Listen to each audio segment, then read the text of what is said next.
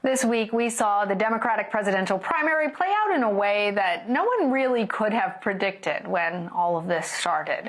On Wednesday, Senator Bernie Sanders ended his campaign via live stream, clearing the way for former Vice President Joe Biden to become the Democratic nominee. But not before voters in Wisconsin went to the polls on Tuesday, braving the pandemic in long lines, many wearing protective gear, as voters told us they felt forced to choose between their health and their right to vote. Now the state's Department of Health Services is monitoring potential coronavirus infections that may have been contracted on Election Day. A number of states have pushed back their primaries to later this year. For more on what it was like to cover the Democrats who ran for president, I want to bring in our CBS News campaign reporters, Cara Korte, Bo Erickson, Zak Hudak, Tim Perry, and Jack Turman. They were all on the road for a year, but now they're home, like all of us. You guys were all assigned to different candidates. What were your impressions of the campaigns that you covered in the early stages? Cara, let's start with you. Well, Lana, when you think about the Bernie Sanders campaign and how it started in 2019, remember, all the candidates had to deal with this huge field of Democratic potentials. For Bernie Sanders, when I look back at conversations I had with the campaign at that time, his biggest challenge in their mind was Vice President Biden and Senator Elizabeth Warren. With the two of them, they thought they were competing to be the person who was seen as most pro-working man and then most pro-forgotten voter. So that was something that Bernie Sanders and his campaign tried very hard to kind of own that turf in 2019. When I think about that, they were doing a lot of niche, smaller, very particular events in the build-up to the primaries. I remember in June, I was with him in Arkansas, where he was at a board meeting of Walmart executives. He was brought there by Walmart employees to speak on their behalf to fight for a $15 minimum wage there. I remember in September, we were in Lawton, Oklahoma, where there was the national gathering of Comanche Nation, and Bernie Sanders was there as an honored guest, speaking to hundreds of members of the tribe in depth for almost 20 minutes, talking about the problems facing Native Americans in this country today. Later that month, September 2019, he held a medical debt town hall in Des Moines, Iowa, where a bunch of voters came and talked about why their lives were irrevocably changed because they couldn't pay their medical bills. So these were kind of the moments that Bernie Sanders was trying to own, to say that I am the fighter for you. And what was interesting in all these kinds of events, voters I would speak to would say, Bernie Sanders is the only one I trust to get this done. When you think about the 2019 year of the Sanders campaign, everything is marked, though, of before or after October 1st. You remember October 1st, when Bernie Sanders suffered a heart attack in Las Vegas at the time. He received treatment in Las Vegas before going home to Burlington, Vermont for 2 weeks, and he was off the trail for 19 days. And before, we were wondering if Bernie Sanders could beat Vice President Biden or Warren or any of the other candidates. Then we were wondering if Bernie Sanders was going to stay in the race, if his own health was going to hold him back. But 19 days after he suffered that heart attack, he held a huge Bernie is Back rally in Queens, New York, with almost 26,000 people. So that kind of quashed any concern that his supporters were maybe giving up on him. And after that point, Bernie Sanders really was on an upward trajectory. We think about, he came out with that rally, he attended a debate that it was kind of the first time he was back on a national platform, and after that debate, he got three crucial endorsements: Alexandria Ocasio-Cortez, Ilhan Omar, and Rashida Tlaib. Those are three congresswomen, freshman congresswomen, who are seen as rising stars in the progressive movement, three of the four members of what's known as the Squad in Congress. And with those endorsements, coming back after his heart attack, Bernie Sanders had a fourth quarter fundraising haul of more than $34 million, which is absolutely massive at the time. So it was a wild roller coaster ride for Bernie Sanders over the year of 2019, but he ended it on quite a high. So, Zach, same question to you. Take us back into time, your early impressions of the campaign. In the very earliest stages, even before Elizabeth Warren announced an exploratory committee, which was right before the new year, right before 2019 started. That fall prior to then, you could see her gearing up for this. She tried to get ahead of her DNA, or of her previous claims of Native American ancestry, with a DNA test that really couldn't have gone worse. It showed very little heritage, and it was something that kind of from the get-go, because of it, pundits started writing her off and saying, she's too vulnerable. And as her campaign geared up, the big thing became Elizabeth Warren's burn rate is too high. She is spending too much money. The reason for that is because she was investing way more heavily in the very earliest stages than anyone else in early states and organization. She was pumping money into hiring in Iowa, upwards of a half dozen individuals who each were qualified to be state directors, and she was preparing for that long run. But really, at that stage, no one was taking her seriously as a front runner. She was kind of in the middle of the pack. She was drawing medium-sized crowds, and she was somewhat awkward in her stump speech and just campaigning in general. Toward the end of that period, as summer started, that's where sort of what came to be known as the Summer of Warren began. We started to see her announce plans for really bold ideas that got attention.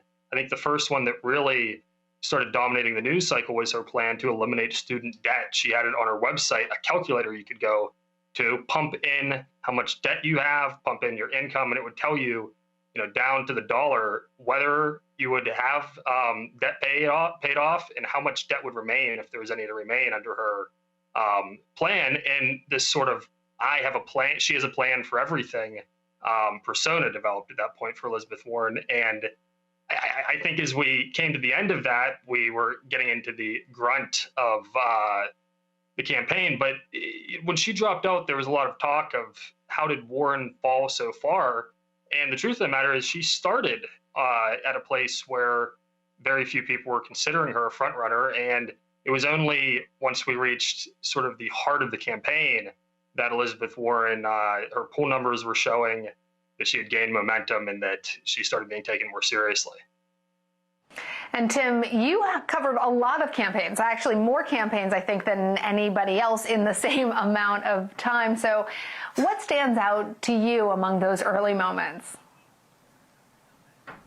Well, I mean, you have to put yourself in the perspective of when these campaigns started, in particular with Senator Kamala Harris and former Texas Congressman Beto O'Rourke. They both entered the race with so much momentum. Beto O'Rourke coming in after a very high-profile run for Senate in the 2018 midterms, and then Senator Kamala Harris coming in after a very historic Senate win in 2016, and some very high-profile hearings, in particular against Supreme Court Justice Brett Kavanaugh. And so, they came in with so much momentum, and then they just couldn't follow it up. Senator Harris had one of the biggest campaign events when she first started, and former Representative O'Rourke had one of the biggest days of fundraising at that point in the campaign, and neither of them made it to voting. And then you fast forward to someone like Mayor Michael Bloomberg, who was the last candidate that I covered, and he came in with almost no momentum. His first events featured no voters. It was just reporters and him, and that was about it. And, watching the two different, the three different situations play out was super interesting. And it also reflected a lot of just how important money is in this system and in the campaign system, especially. Mayor Bloomberg could hold these very flashy, very high-produced campaign events, whereas with Senator Harris and with Beto O'Rourke, we were a lot of times holding events in people's homes and living rooms in Iowa and South Carolina. And also with Bloomberg jumping in so late in the race, he didn't participate in the first four voting states, the first four primary states. And so he had to campaign in a much more national approach, whereas with Senator Harris, she bet it all on Iowa, and she ran out of money very early, and she just saw that there wasn't a path. And Jack, for you, covering Pete Buttigieg, It seems like a world ago that we were talking about the Iowa caucuses and when that campaign launched. Yeah, definitely.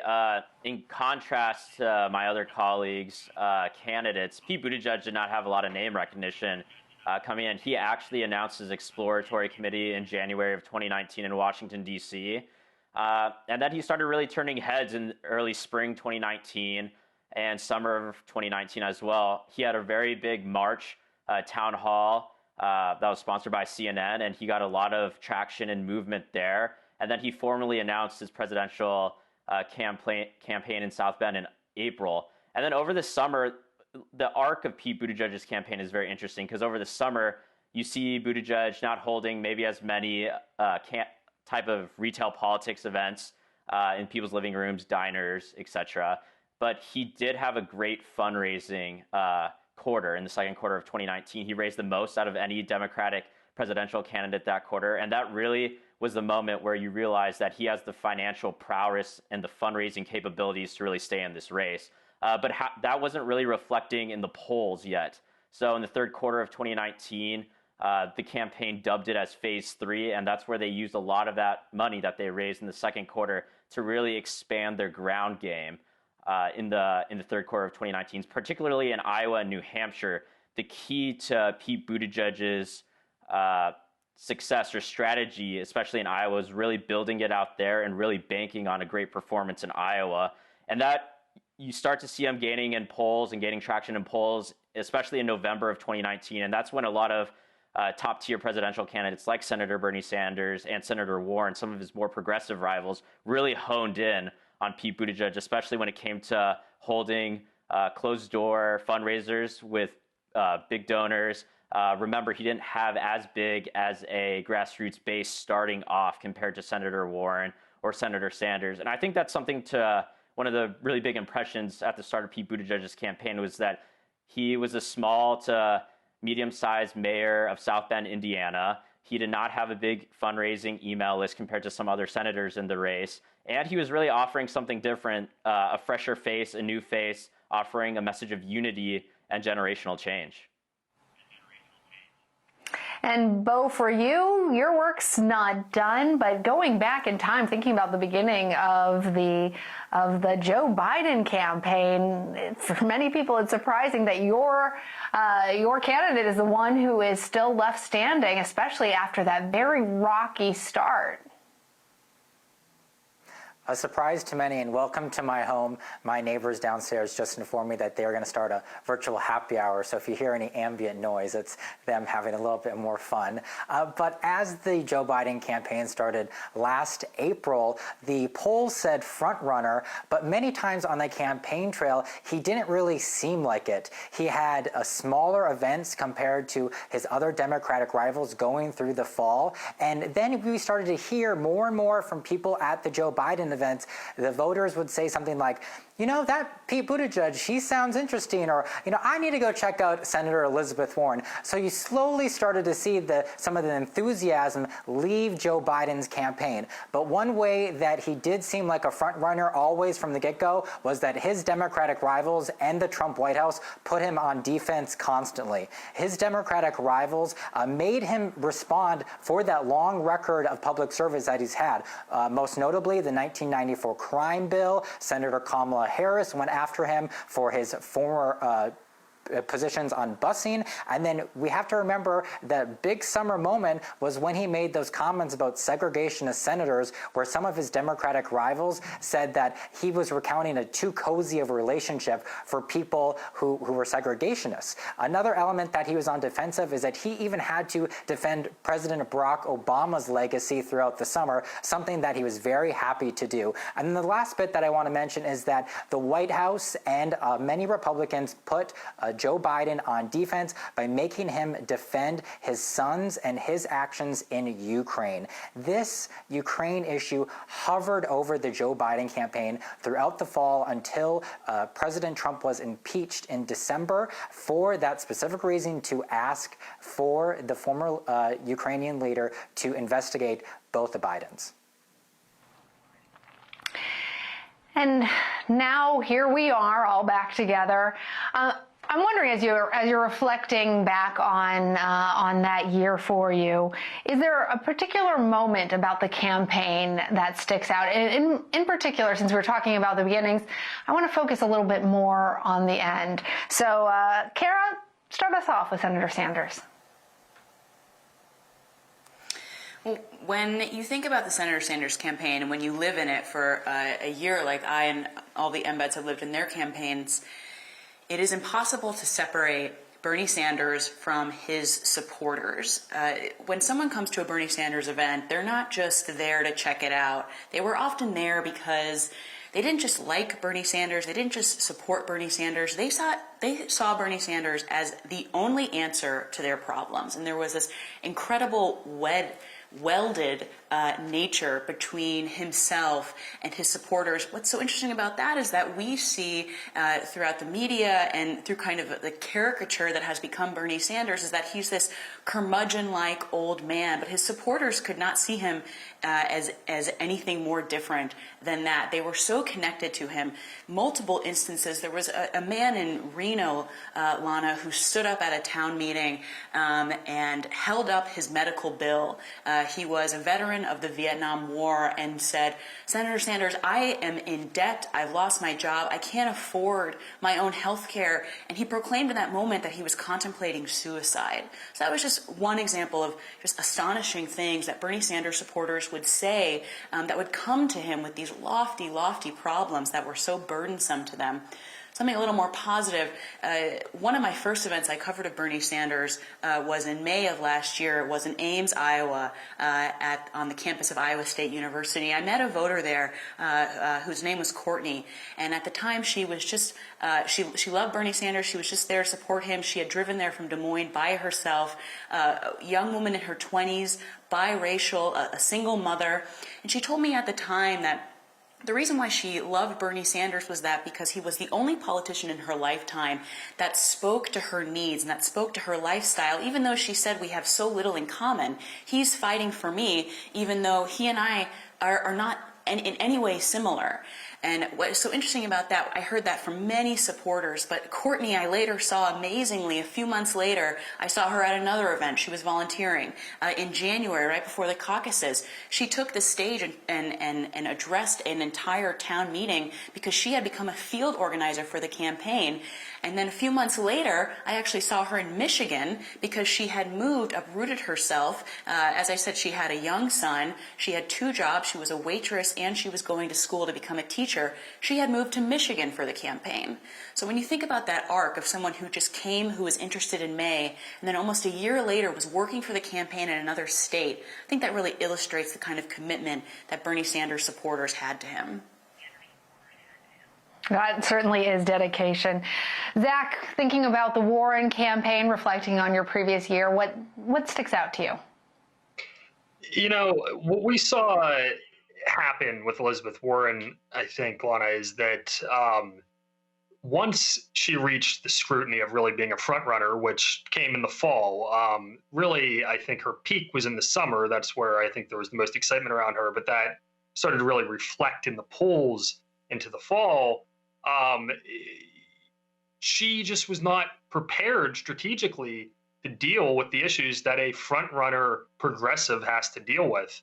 You had Bernie Sanders calling for Medicare for all, and he had sort of hollowed out a lane in which he got to speak aspirationally. He would say, yes, we are going to raise middle class taxes. We have to do that to get it up. Warren, on the other hand, had this reputation for having a plan for everything, which really was self-inflicted. It was largely what allowed her to grow, but it, in the end, was part of her downfall, because then the question was, okay, Elizabeth Warren, show us how you're going to do this. And she had to come forward with a plan to do it, but not just that. For a month, people were asking her, can you do this without raising middle-class taxes? And she did not want to take the risk of saying she could if she didn't. So we had this month-long period where there's nothing but bad press about Elizabeth Warren, and she just really never recovered from it. What we saw from that point on is that things went downhill in the polls, and then as we got closer to the end, she really should have, by all strategic measures, performed particularly well in Iowa. She had really an unmatched operation there. She had spent tons of time there, had held tons of events, and for long periods of time had gotten the biggest crowds there and had gotten major endorsements there. But when it got down to the wire, she had to be in DC for impeachment. And while that might not have directly hurt her, I never heard a voter tell me that they decided against Elizabeth Warren because she was voting to impeach the president rather than out campaigning. You had Pete Buttigieg there holding 9 events a day, and I'm sure Jack can speak more to that, but he really, I think in that period, stole a lot of those voters that otherwise would have been Elizabeth Warren voters. And then after that third place finish, which really wasn't that bad, but when you're expected to finish first, she just could never recover. She wasn't as strong in any of those other states as she was in Iowa. And that was really the end. The campaign repeatedly tried to pivot and say they were changing their strategy for later states. But at the end of the day, being unprepared to deal with a rollout of Medicare for all, I think started the beginning of the end for Elizabeth Warren. So let me go now to Jack.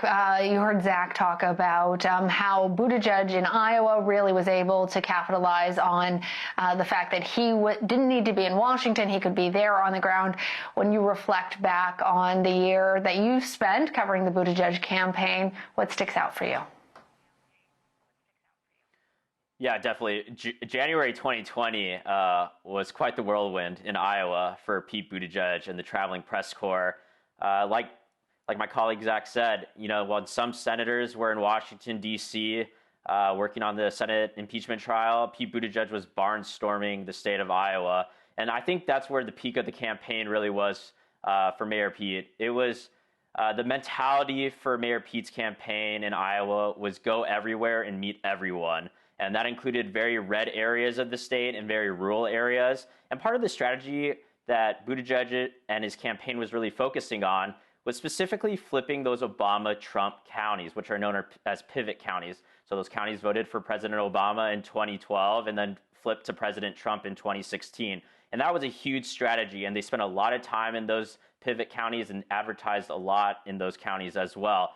And then you fast forward to Iowa caucus night, where, remember, in the caucus night, there was a lot of difficulties in reporting the caucus results from the precincts for the Iowa Democratic Party. And you see candidates go out and make their speech and say onward to New Hampshire. What was different for Mayor Pete was that he actually declared victory without any verified results. And his team was releasing internal data that they had showing that Buttigieg would actually be finishing very strong in Iowa. And so that was the peak of the campaign. And then the very following day, following the Iowa caucus night, in New Hampshire, Pete Buttigieg had 7 or 8 events, didn't get much sleep that night. And when the first round of the Iowa caucus results were reported, Pete Buttigieg was holding an event in New Hampshire, and he actually choked up because he said to everyone that this is an astonishing victory regardless of what happens now, because as an openly LGBTQ candidate, performing very well in the Iowa caucus and later finding out narrowly winning the caucus, he said that basically that this gives validation for children around the country who feel like they may not belong to their families, but that their country is backing them up. And a lot of Pete Buttigieg's campaign was, as he would often say, would be building a sense of belonging. And he would argue that we're in this crisis of belonging where a lot of Americans do not feel a part of the equation or a part of the American dream. And so that was a highlight of his campaign and his message, and I think that's where the peak was. And fast forwarding to the end, as we moved in the primary and caucus calendar, as we moved to more diverse electorates, Pete Buttigieg's strategy of doing very well in Iowa and New Hampshire, both states with a majority white populations, did not translate over to convincing minority voters. And so that's kind of the downfall and the trajectory of the Pete Buttigieg campaign. A very strong January and a very strong 2 weeks in February, and then it kind of plateaued after he didn't finish in the top 2 in Nevada and South Carolina. And Tim, lots of different campaigns, very different cultures in all of those campaigns. Anything in particular really resonate with you, stick out as you think about your time? Sure. We talk about moments, and Senator Harris, that first debate had probably the biggest moment of her campaign, where she called former Vice President Joe Biden out on his past stance on busing, and just think about the historic moment that was as the only black woman in the race at the time to call former Vice President Joe Biden out on that issue. And, for it to have been such a big moment for her, she really wasn't able to capitalize on that. And then in the next debate, you had Representative Tulsi Gabbard call her out on her own record as a prosecutor in California, as an attorney general in California as well, and she didn't really have a response for that. And it just showed such a huge contrast between the two performances, and she was never really able to regroup from that. And then you have someone like Beto O'Rourke, who, his campaign changed after the mass shootings in El Paso.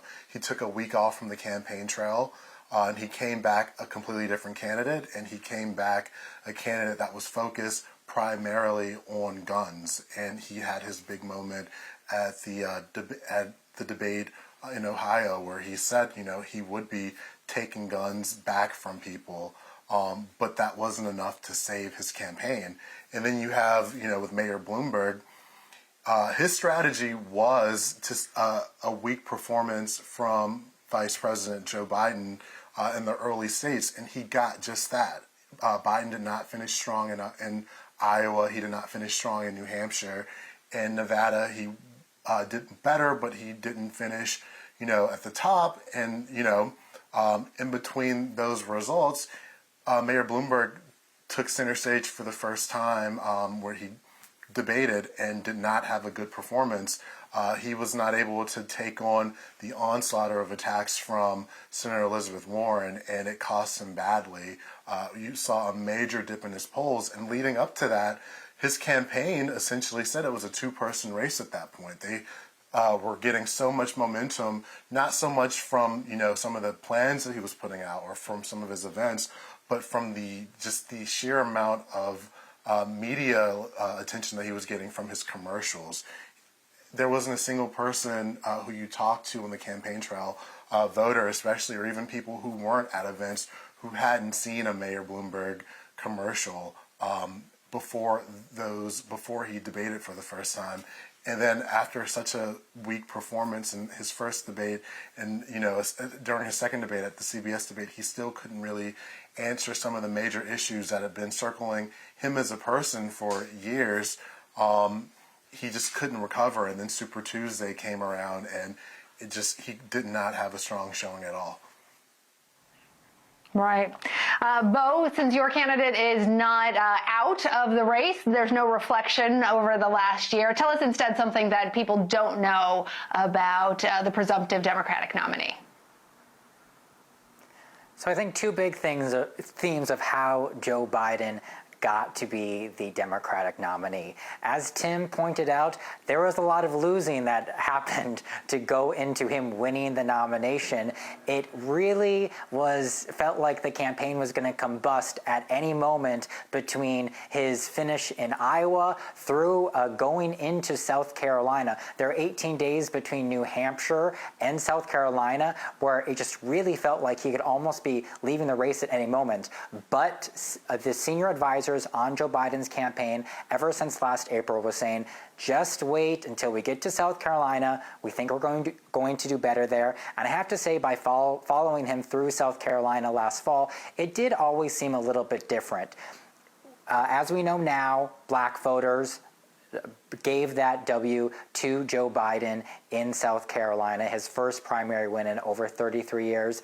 And I've just heard, sometimes glib connection between Joe Biden and Barack Obama, and that's the reason why black voters are supporting him so much. I think it's a little more deeper than that. And one voter specifically kind of nailed it down for me, and he said that Joe Biden has never hesitated to take the number 2 slot for former President Barack Obama, or hesitate to reach out to the black community. So that deep level of connection between him and the black community is going to hopefully propel him forward, the campaign believes.